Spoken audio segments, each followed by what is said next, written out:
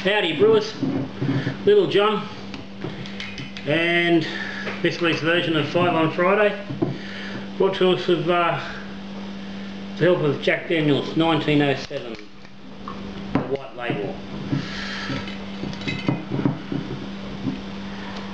And it's a bloody stinking hot day here in the hilltops, from pretty much everywhere from what I'm aware. It's we're sitting on 33 degrees in the brew cave. The air conditioner's only doing so much. I think she's about 42 degrees outside. What does the old woman want to tell me? He's saying 41. He's been a little bit soft. But it's bloody hot anyway. And being it's Friday, I'm in the brewery, I'm mucking around, I'm doing some stuff.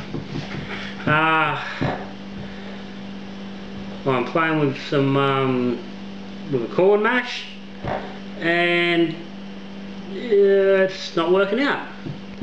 I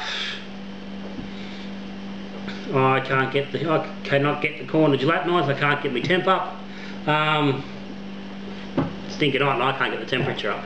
Anyway, driving me a little bit bonkers it is, and it's got me thinking just about things that go wrong on a brew day. And we've all been there. We've all had those days where things have gone wrong.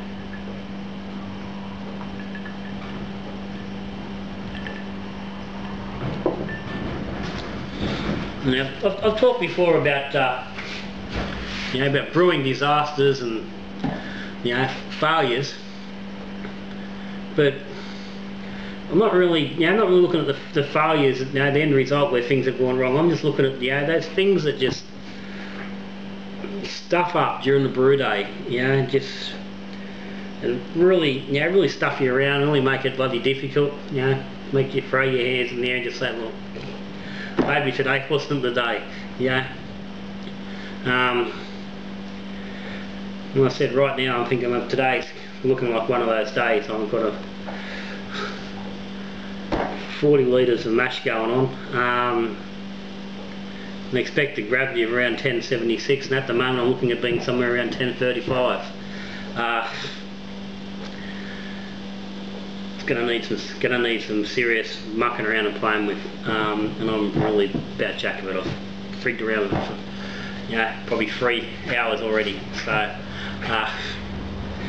it's too hot for it. But anyway, so things that go wrong, and I mean realistically, it's probably every brew day there's little things that sort of just that go wrong along the way. You can't find things, you overshoot a mash in, you undershoot, but you have too much water, not enough water, something to, you turn an element on, an element doesn't work, pump doesn't work. And they're only little things, but when you bring in large volumes or largish volumes of water, which can be at temperatures in which they pose a significant risk to one's safety. We're talking electricity, which in itself, clearly can cause issues. Potential for burns, for bloody cuts, breaks. Not to mention, potential for lost money, lost ingredients, then lost time. Something goes bad enough, you lose the batch, you've lost, 2, 3, 4, 5 hours, plus the 30, 40, 50 bucks that the ingredients that may have got into a brew, something's gone, majorly wrong.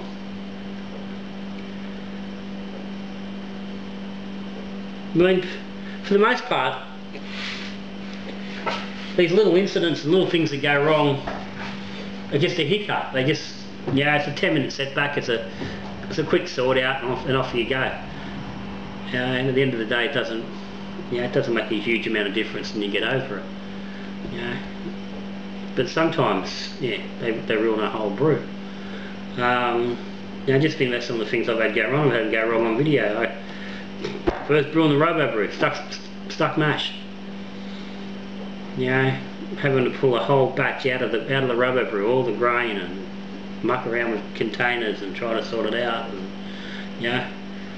it got fixed on the day. It was about 45 minutes of wasted time. It was bloody some, almost burnt fingers and a lot of mucking around and sweating and swearing. But those things, they get there. But then, who out there hasn't left a tapo? Who hasn't transferred from the kettle to the fermenter? And as it's going, I'm wondering why you can hear a trickling noise, and take 30-40 seconds before you realise that the bloody tap on the fermenter's open and it's just pouring all over the floor. And you've lost 1 litre or 2 litres of beautiful fresh water all over the floor. Again, it's not a biggie, and it cleans up, and it's not a big loss, but it's just a pain in the arse.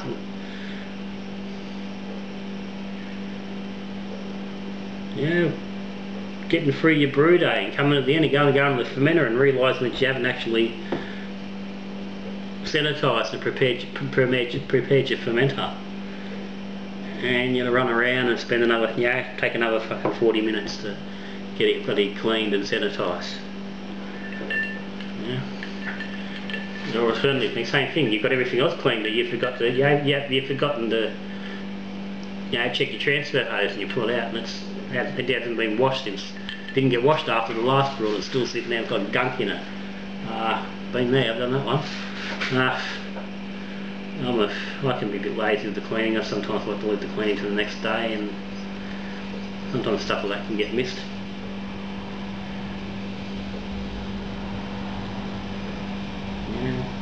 You see them all the time, people commenting all the time. You get to the end of a brew and you clean it up and you find a bag of grain sitting out in the brewery that was meant to go into the beer. And suddenly you realise why you were 15 points under gravity. When you come to pitch, you've not got your yeast out. Which, for a lot of brewers isn't a problem. If you use a packet of yeast, let it sit out for 20 minutes and come up for room temperature and pitching. But, when you're meant to have made a starter 2 days earlier and you've forgotten about it, that makes life difficult. It can put a real bloody bit of a damper on the brew. I don't know. I mean, it's probably been a handful of times. I've had to pitch dry yeast onto a brew because I forgot to get the starter going, or I remembered but it was too late and it didn't fire up in time to get to pitch. You go to boil the kettle and you've got no bloody got no gas in the gas bottle. That's right, it ran out bloody last night I cooked the barbecue and forgot about it. You're running off bloody running around trying to get gas bottles filled bloody in the middle of a brew day. And you come to bottle a brew.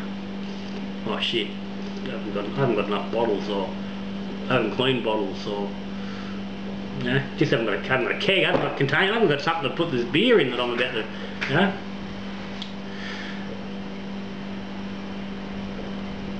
Unfortunately, we don't all just have 24 hours a day where we just can focus on beer and that's all we do. And we make sure everything happens perfectly, Most of it's like we can find a pocket of time during the week between work and family and kids and sport and shopping expeditions and family barbecues and dinners out and bloody fucking christenings and weddings and bar mitzvahs and invasions of small countries, and you got to try and think of this bloody 417 things that you've got to get right on brew day to make sure everything goes smoothly. sometimes you miss bloody one or two things. The little things, it's alright, you get away with it. And the bigger ones, drags things out, just makes life a little bit more bloody difficult.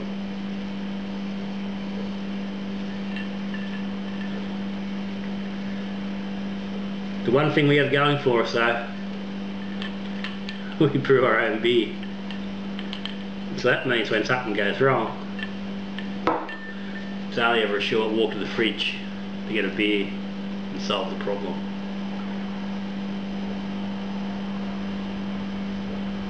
Not that I'm promoting the beer as the proper solution to the problem.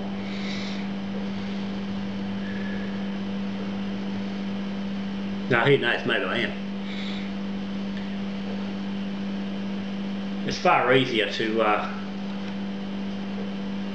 sit back and go, okay, I've just lost 20 litres of beer because I've done something stupid. When you've got bloody a couple of cartons worth of beer in the fridge, or you've got a couple of kegs there nice and cold ready to go.